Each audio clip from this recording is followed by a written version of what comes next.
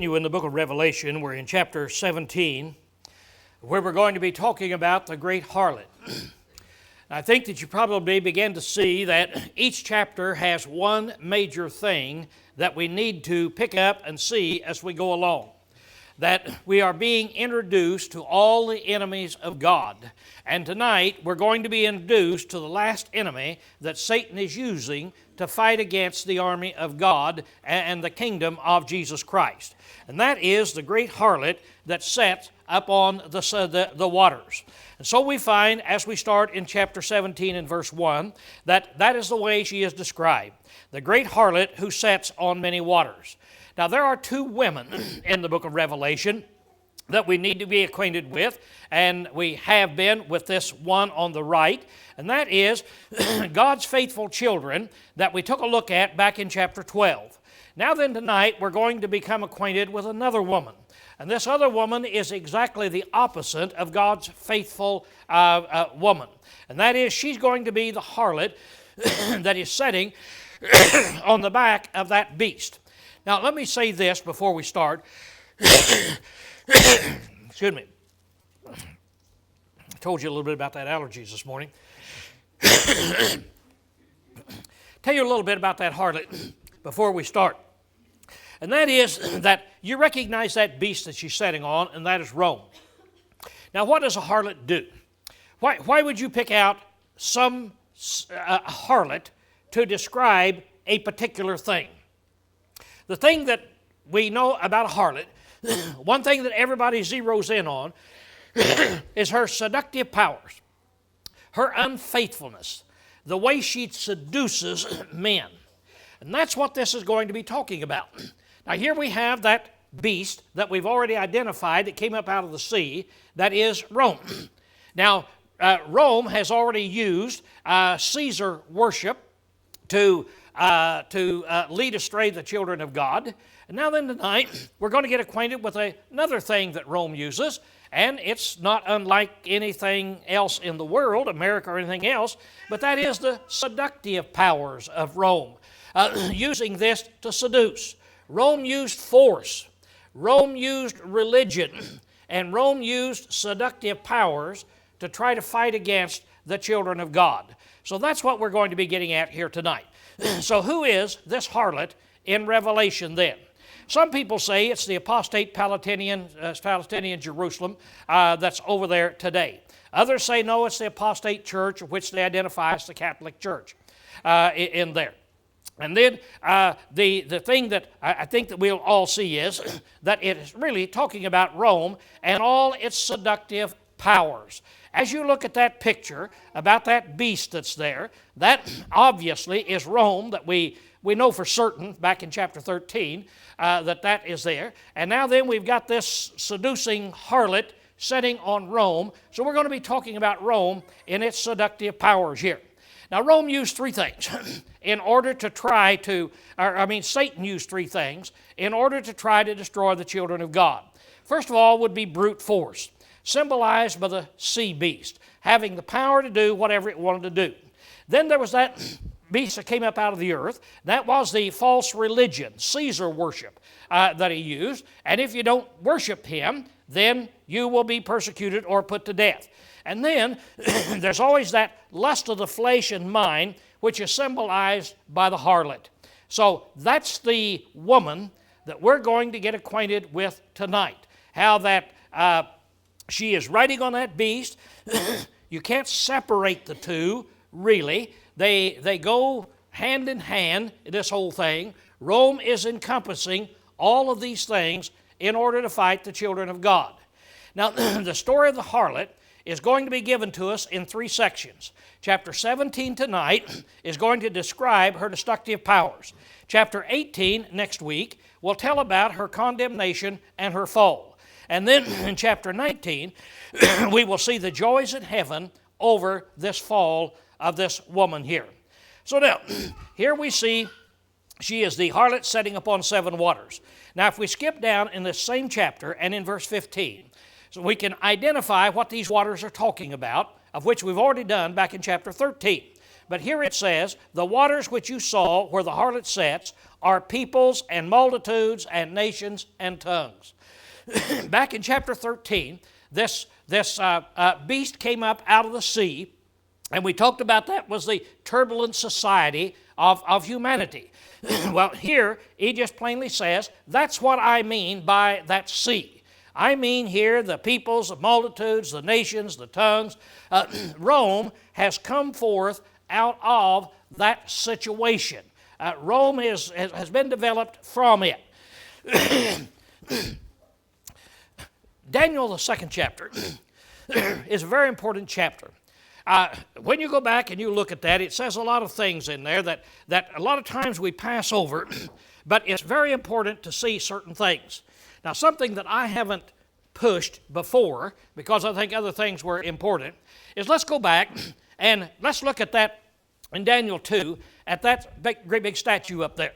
Remember the head of gold and the chest of silver and so forth. Finally, then you got the feet down there of iron and clay. Now, what happened? Well, Nebuchadnezzar was the king of Babylon. He was the head of gold. Now then the Medo-Persians came in and captured him. Question, what did the Medo-Persians consist of? They consisted of the Medes and the Persians and Babylon that they had conquered. Then we have the next one here that came in, and this was the Macedonians of Alexander the Great. Now, what did the Macedonians consist of? Well, they consisted of the Babylonians that had been captured by the Medes and the Persians, and now then they're amalgamated into this Babylonian kingdom. Now then the next kingdom was Rome. Rome now conquered. Who did Rome conquer? Rome conquered the Macedonians. What did Rome consist of? Rome consisted of the Babylonian kingdom, which was conquered by the Medes and the Persians, which was conquered by Macedonia, which was conquered by Rome, and it's amalgamation of all that put together. And so here it is, Rome, this beast, came up out of water. See, out of all these nations and all these people and out of society. Rome didn't just happen. Rome didn't just pop in and unrelated to anything else that happened. And so she came up out of that water that is there. Now, we see here then, this shows us the same things Revelation 13 did. Here we have the beast, which is Rome. And up here we have the harlot now. That's what we're going to be dealing with tonight. And that is the seductive powers of Rome. So let's go through. Now, the chapter is rather a long chapter. And you can take paragraphs of this chapter because you don't have to look at every little statement that is made because in one paragraph he will describe really a lot of things that takes place here. But as we start out now, we start out that she sits upon these many waters. And she sits on a scarlet beast. That is this empire that we're already familiar with. Now, scarlet is used for sin. Remember Isaiah said, though your sins be as scarlet. Here is a horrible, sinful, scarlet, malicious beast that she is sitting upon, and she is full of immorality. Now this is the beast there, and she, which persecuted the church. Now, the saints, we'll see that later on in Revelation, the 18th chapter, and so forth in here. But he's telling us all of these things, and she sitteth on the beast of 7 heads, which really, as we're going to see, he said, are 7 mountains. He will explain that to us there. So look at this. And there came one of the 7 angels that had the 7 bowls and spake unto me, saying, Come thither, and I will show thee the judgment of the great harlot set upon many waters, with whom the kings of the earth commit fornication, and they that dwell on the earth were made drunken with the wine of her fornication. Now they that dwell on the earth are the earth dwellers, that's the ungodly, that's the Caesar worshipers and so forth in there. And he carried me away in the spirit in the wilderness. So John now gets carried away here, the same as he did back in chapter 4. Remember, in chapter 4, he was carried away, and in chapter 1, really, he was carried away in the Spirit. He said he was in the Spirit on the Lord's day when he saw that vision. And then he was carried away up into heaven. He saw the things that's going on up there. Now then again, he's doing this. So he carried me away in the Spirit in the wilderness, and I saw the woman sitting upon a scarlet-colored beast, full of names of blasphemy, having 7 heads and 10 horns. The woman was arrayed in purple and scarlet, decked with gold and precious stones and pearls, having in her hand a golden cup full of abominations, even the unclean things of her abominations. Now, he describes this harlot. There's no use of going into all of her jewelry that she had on, the earrings here, something else, and some pearls and this. She's all decked out in a harlot's attire is what it is. But now she sets on these 7 heads that we've got here, and it says then that later on here, down here in verse 18, that she was a king. That she's a great city that reigns over the kings of the earth. Look down. And the woman whom thou sawest is the great city which reigneth over the kings of the earth. Put that up there to show us. This is talking about Rome. Rome is the only country that ruled over the kings of the earth. And so chapter 17 is going to identify and show us really that this whole thing is talking about Rome in here. Now, a lot of times people say, couldn't it be Jerusalem? Well, I think as you look at this, you'll find that Rome ruled everybody. She ruled all the nations.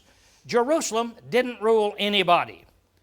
Jerusalem was ruled by Rome. Jerusalem was not a great woman that ruled all the nations of the earth. As we've got here that this guy, historian, puts down, she was a wealthy commercial city, and that's Rome. Jerusalem was an agricultural city of 50,000, 1/20th the size of Rome. Jerusalem was not the capital of Judea. She wasn't even the capital. Caesarea was. And so Jerusalem doesn't fit this. This chapter identifies and tells us we now definitely are talking about Rome. Now, she's a great harlot.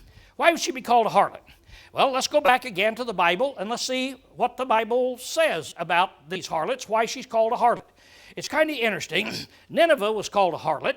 There's going to be four things called a harlot. Now, she was a harlot of conquest and cruelty. She captured things, and she was very cruel to them. Here we find Nahum tells about it. Because the multitudes of the whoredoms of the well-favored harlot, the mistress of witchcraft, that selleth nations through her whoredoms. This is how he is talking about Nineveh. So, it's Old Testament language when these prophets, when God, through these prophets, talk about certain cities of being prostitutes, of being harlots that are there. Now, Tyre is also called a harlot, and the description of her is one of commerce.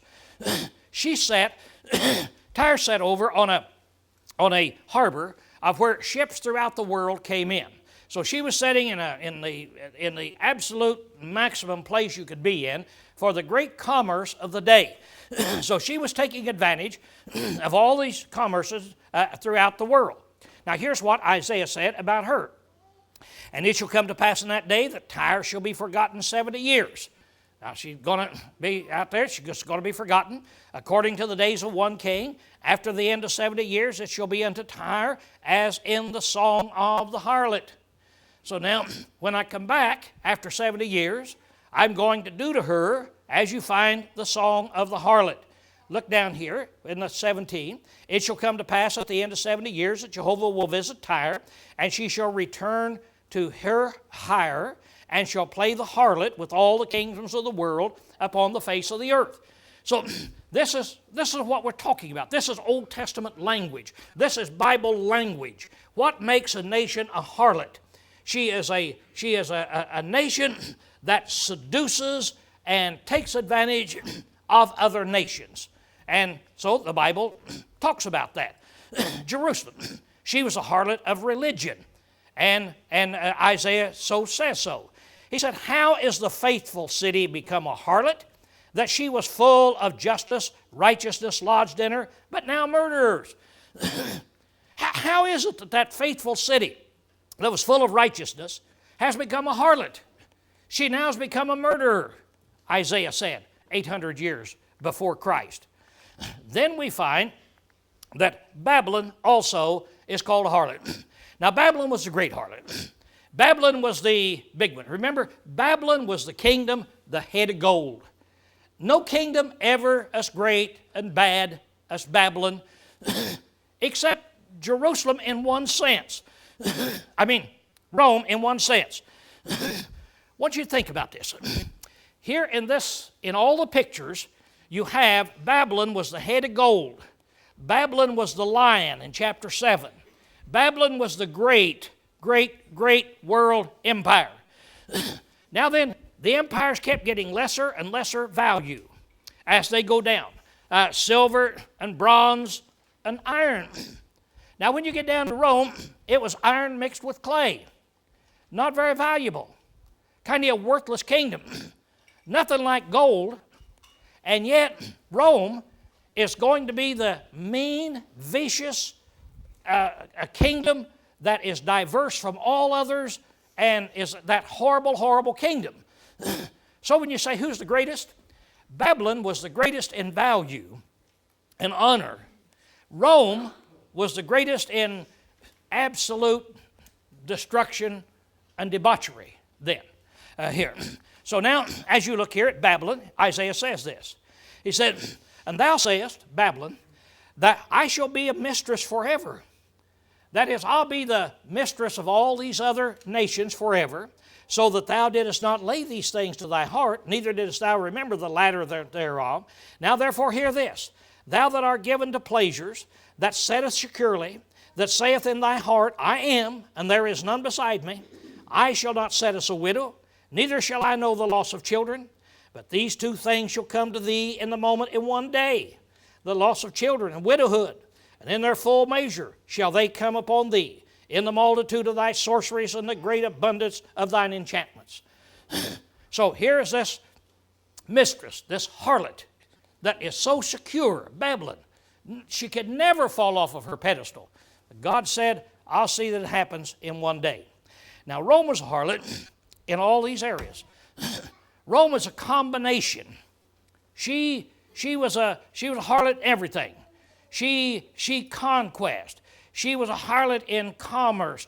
All ships would come to Rome. She was a harlot in religion, Caesar worship. She was a harlot with all of these nations.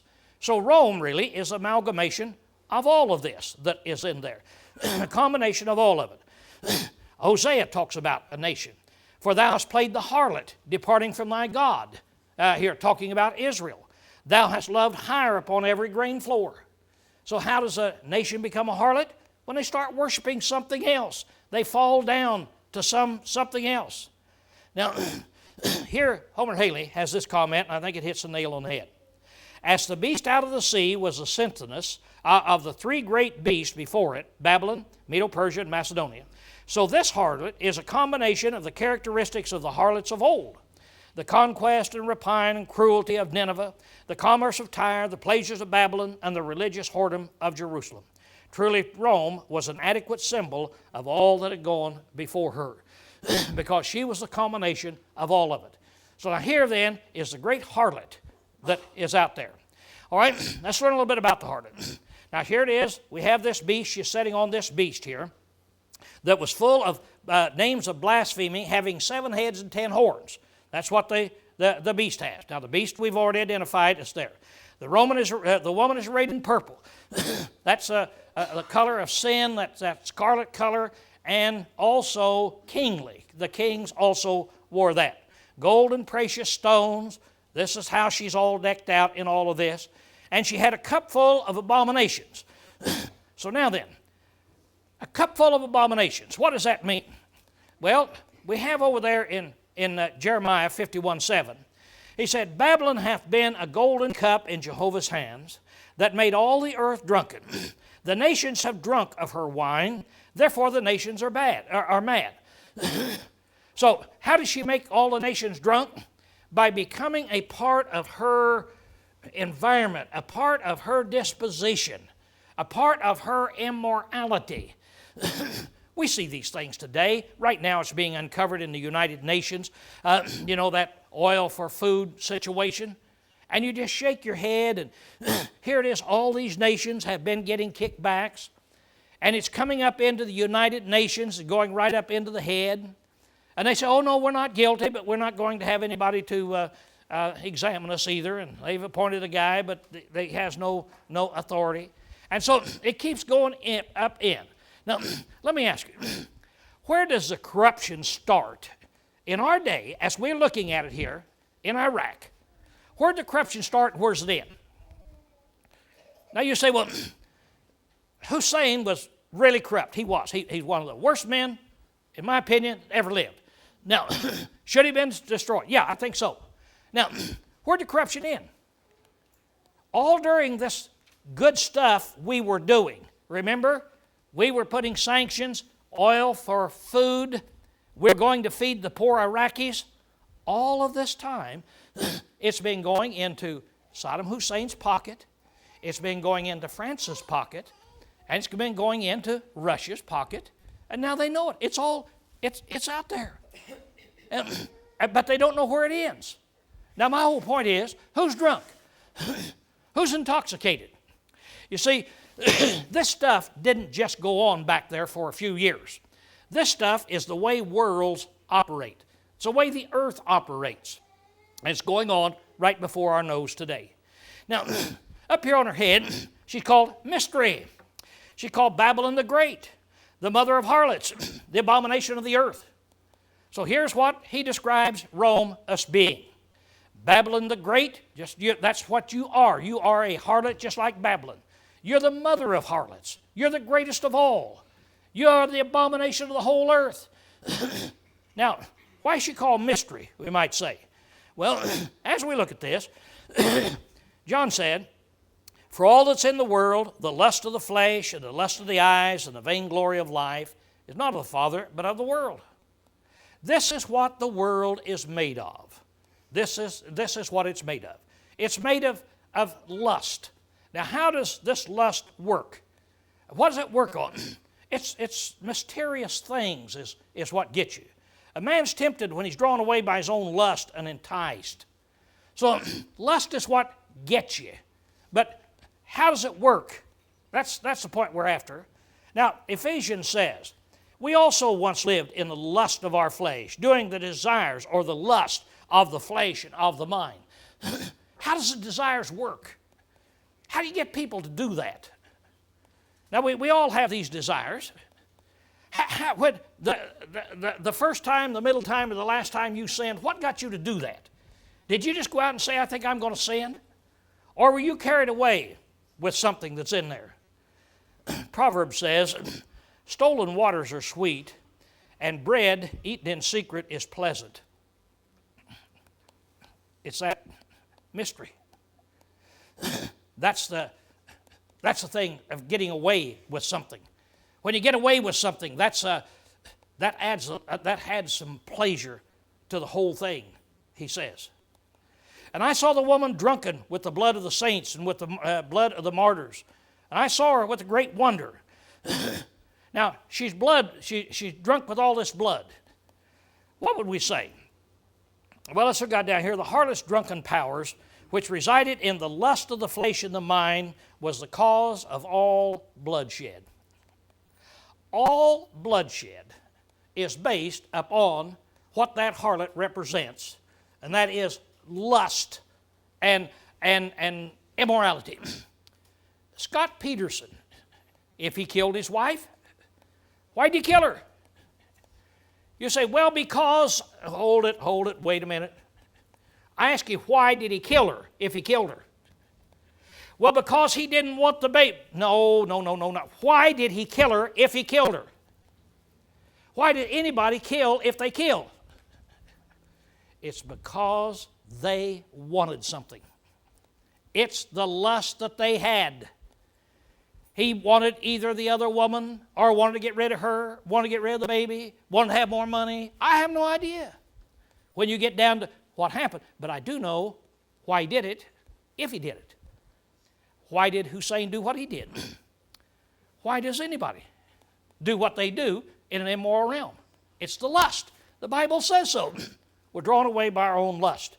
Now, selfishness and lust for power or pleasure, as well as hate and malice, was and is the cause of all sin. These kinds of sins were the cause of all murders and shedding of blood. Such dispositions are described in the form of a powerful and seductive harlot that destroys all she touches. Such harlotry was found in Rome at that time and places like the French Quarters in New Orleans today. Never been there. People have described it to me, and they said you don't want to walk down that street. It's just unbelievable, filled full of all kind of ungodliness and prostitutes and homosexuality and drunkenness and I guess anything that you want, you find in that particular quarter that's in there. Why? Why in a great city like that? It's lust. That's it. Why has it degenerated to that point? Lust. If it were not for people's lust, they'd be out of business. They couldn't sell anything that is in there. Now he said, I'll tell you the mystery of the woman and the beast that carrieth her, which has the 7 heads. Now, I made a point here. You're not going to be able to separate the woman and the beast. They're going to go together. It's kind of like this. You can't separate the woman and the beast, just as you can't separate Las Vegas and gambling, or the French Quarter and sex, or terrorist nations and hate. Now, take the terrorist nations that we're so involved in today. Let's study them, and let's remove hate away. So there's no hate in this terrorist nation. Let's talk about it. It's impossible. You can't do that. There's no way to get it out. Some things can't be separated. Go to Las Vegas and say, you know, gambling brings in a whole lot of evil things, and you're called Sin City. Let's do away with gambling in Las Vegas. What'll happen? Why, Las Vegas will rise up, and it's going to protect gambling. And gambling is going to make Las Vegas. Both of them are going to survive or go together. That's the way it is with this woman and this beast. Rome is operating on that kind of an immoral, ungodly. He said, the beast which you saw and is not, is about to come up out of the abyss and go into destruction. Haley says this is perhaps the 3 verses the most difficult in all the book, and probably is. Now then, we're going to start talking about the emperor. So far, we've been talking about the empire. We've been talking about the emperor worship. But now the emperor. The emperor and the empire go together. Can't have an empire without an emperor, without one of the Caesars. Now, he said, we're going to talk about this. So now as you look at this, we've already had a statement just about like this. Back in chapter 13, and I saw one of his heads, that's the beast, as though it had been smitten unto death, and his death stroke was healed, and the whole earth wondered after the beast. Now at that time, we concluded, I think rightly so, that this verse meant that Nero, who was a horrible king, emperor, was slain, and it appeared that the empire had lost its power. However, the power was renewed and brought alive again, and especially under Domitian. And people were just amazed at how this happened. It would kind of be like if all of a sudden things began to change in Iraq, and in a few years, Iraq is back under its domination of the Hussein family, and it's more powerful than it ever was. And it has conquered America. We would just scratch our head and say, how in the world could such a thing as that happen? That's what they were looking at there. It looked as though Rome was collapsing, but Rome didn't collapse. So now, the beast that was and is not. Now, the beast that was, talking about Nero's persecution, is not, it's when it was, the persecution was stopped and it looked like Rome was going to fall under those weaknesses. And it's about to come up. It's going to be a revival of it again. It's going to have that persecuting power one more time and then go into destruction. So what I think that he's saying here is that the beast that you're looking at here, this beast under his emperors was a mean beast under Nero. And then all of a sudden, he lost its power and looked like it was going to be destroyed. Then it came back up under Domitian, but now it's going to go down and God's going to destroy it altogether, is what seems like he's saying in here. and they that dwell on the earth shall wonder. Now, who are they that dwell on the earth? That's the emperor worshipers, the people that didn't believe in God. They just amazed at how this can happen. How could Rome fall to start with? After it fell, how could it revive? After it revived, how can it be destroyed? Just blows your mind how all of that could happen that's in there. But Christians didn't have any problem of understanding it. Now then he goes ahead and he said, now here is the mind that hath wisdom. Now he's going to start interpreting some of these symbolic things that he's talking about. So first of all, he says, the 7 heads are 7 mountains. So now, there's your 7 heads, 7-headed beast. He said that represents 7 mountains. You scratch your head and you say, wonder what that's talking about. There's 7 mountains that's in there. Now, as you look at the 7 mountains, there's the city of Rome. Rome is built on 7 hills. That's what makes it, one of the things that makes it so famous. It was built on these 7 hills, on which the woman sitteth. Now I'm going to put the harlot down there on Rome. The harlot is setting on Rome. The harlot is ruling Rome. The harlot is what's ruling. I've been asking, what rules Seattle? Why is it we have all the porno stuff out there? What is it that rules? Why do we have the whole city that is made up the way that it's made up? Well, you say it's lust for various things. What makes New York, Chicago, Vegas? Well, it's lust is what makes them go. That's the reason that cities are filled full of corruption. Now, Rome is ruled by this lust that is here. Now then it says, and they are 7 kings. So now then this 7 heads are 7 mountains and there's 7 kings. So we've got 7 of these kings, these emperors, we have to look at. But I think that there's no doubt about we can see. You got the same thing, just 2 different symbols. Here you got this harlot sitting on the 7 hills, being ruled. Here, and have 7 kings. Or this harlot sitting on the beast, which is Rome, and got 7 heads, which is 7 kings. 2 different visions of exactly the same thing, is what I'm getting at that's in here. Now he said the 7 heads are 7 mountains, and there are 7 kings. 5 are fallen, 1 is, the other is not yet come. I wish I knew what this meant. I don't. I'm going to give you the normal explanation, and it's as close as anything that I know what it might be. Now I do know that these 7 mountains are 7 kings. We do know that because he said so. Now, as you look at it in here, it says the 5 are fallen. Those 5, they've already fallen. Those 3, they never amounted to anything anyway. You remember they all came up and they were all dead within less than a year. And then he's going to be talking about those last 3. He says there's also an 8 and is one of the 7. So what is the 8? Well, here he's probably talking about Domitian. And he is one of the 7 that we've got. So here it is. He's one here of this. So we'd have Vespasian after these 5 are fallen. Then we'd have 1 coming, which is Titus. And then we'd have the 8 down there, which would be Domitian that's there. Now, if that's not what it means, I don't know what it means. But let me tell you, I don't know what it means. There's problems with it as you start looking, as you start counting and looking at it. I'm not sure what it means. One of the 7 means made of the same material as the same class. In other words, Domitian would be, he's one of the 7. He's made of the same stuff that the 7 are made of. It's just like we say we need another president made of the stuff that Abraham Lincoln was made of. One like Lincoln.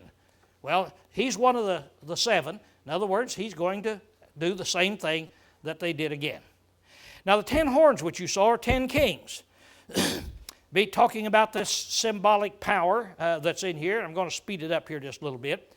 That as you look at it, there are 10 kings. And now then, we've got this picture here that I put up there of all these enemies. But verse 14 says, these will wage war against the Lamb. Now, these 10 kings are going to wage war against the Lamb, and the Lamb will overcome them, because he's Lord of lords and King of kings, and those who are with him are called and faithful and chosen. So now, these kings are going to come. They're coming in the form of, to help Rome of everything that they got here. But now then, what he's saying is, the Lamb is going to overcome them. That's what's going to happen. You see, the picture is this. Rome has all of this power and force. Rome has all this worldly commerce. She has all the wealth. She has everything at her disposal. She can't fall. No way anybody can conquer her. But the Lamb is going to conquer her that is in here. The Lamb will overcome them. Now this is the same message we got back in chapter 16 when he says the Lamb would be victorious. In Deuteronomy 10, we have the same type of language. Lord is God of gods and Lord of lords. And again we find about Jesus. He's Lord of lords and King of kings. So our Lord of lords and our King of kings is going to come and conquer Rome.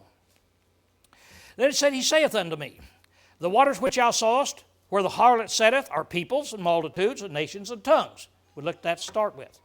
So now then Rome is sitting on top of all these nations. Rome rules the world. Rome is the one that rules the world in all of this. Then he says, and the 10 horns which thou sawest, and the beast, these shall hate the harlot, and make her desolate and naked, and shall eat her flesh, and shall burn her utterly with fire. For God did put in their hearts and their minds to come to one mind, and to give their kingdom unto the beast, until the words of God should be accomplished. That's kind of interesting. Here it is, these kings that's coming, all the other kings that's coming that will help Rome, they now are going to turn against Rome. They're going to be the cause of Rome falling, one of the causes. Now this is what I talked about a little while ago, of how Rome was composed of various people. And since it was composed of various people, even Daniel said it was part iron and part clay, and so it didn't have any cohesion. Rome is going to be a nation that can't put the nations together. All the nations under Rome are separate and apart, and they serve under Rome because they know they had better, or they'll get their armies run over. But they hate Rome. They do business with Rome because they make money with Rome. But they hate Rome. And they'll turn against Rome. Again, I think an interesting note that we've got today, we've gone over, we fought for Germany and France and done all those things and lost I don't know how many tens of thousands of soldiers to free them so that they're free today. And now you know what they've done. And now then it's brought out that the reason they've done it is because they've been getting a kickback for the oil for food. And Saddam, they found, has at least $10 billion. France had at least $2 billion. I don't know about the others. But now, you say, why wouldn't they vote for us? In there in that Security Council, where they had already voted, yes, yes, yes. But when we said, okay, we're going to go in, why'd they vote no? Isn't that a mystery?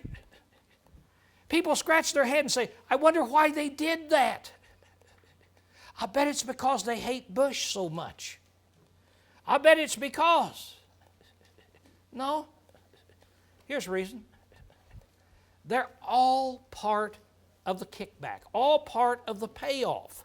Would you vote against it if you were getting billions of dollars put back in your coffin? And so, who turns on whom? Get ready. Your friends will turn on you. It's just that simple. And that's what he's saying, that the friends are going to do it. Now, Gibbons, when he writes the Decline and Fall of the Roman Empire, among other things, he says, among the things that contributed to Rome's fall was external invasion. That was something. But they could hold that off. But inner decadence, strife, division, and power of their government, that's what caused them to fall. It was an inner collapse. They imploded. They didn't explode in all of this. So as we look at this then, we say, who is this? She's the great city Rome in here. That's what we're talking about. That great city that's Rome, who ruled over the kings of the earth. That's what the last verse tells us. It tells us what really she actually is. Now we've been introduced to the powers fighting against Christ and his kingdom. We've been introduced to all of them now. And as we've looked at them, we've seen that there's Satan. Over there is Rome. Then up here is that earth beast, Caesar worship. Then we look up here and we see this Caesar worshipers. Remember the 666? And now then tonight we've been introduced to that prostitute, that harlot, that has all these seductive powers. As we look at the book, I don't see where we could come to any other conclusions, even though it's symbolic language. And I told you to start with, I don't know the interpretation of all the symbols, but try to take the Old Testament and look at it, and when it's identified, then we know that it's there. But these things are identified. These things are there. This is what Satan is using. That's what he used at that time. That was a nation back there. We say, does Revelation apply to us today? Well, it was about Rome. But yeah, it applies because if we're in the same situation that they were, God's the same God, he'll do the same thing. Let me ask you a question. 1 Corinthians, the 5th chapter. They had a fornicator. And Paul said, put him away from you because, and he said this. Now, does that apply to this church? Does that apply to this church? If we have a fornicator, man who's living with his father's wife, what would you say we should do to him? Well, you say, let's go to 1 Corinthians and let's see what God wants. Well, now let me ask you. That fornicator in 1 Corinthians 5, was that talking about somebody in this church? No, that was talking about somebody in the Corinthian church in the first century period of time. Well, why would we use that? Because that's an example. Because if we find somebody today doing the same thing that guy did, if we want to know what God wants, we go back there and here's what God says you do. So now, if we're wondering about nations, and about nations trying to destroy the kingdom of God, and what will God do, how does he work, we're learning it in the book of Revelation. And any time that these things happen in here, we learn something. And just like we pointed out a few historical facts tonight, you can see it back there. You can see it today. You can learn something. What will God do? See? What will God do? How will God act? Well, it applies to us in that sense. But that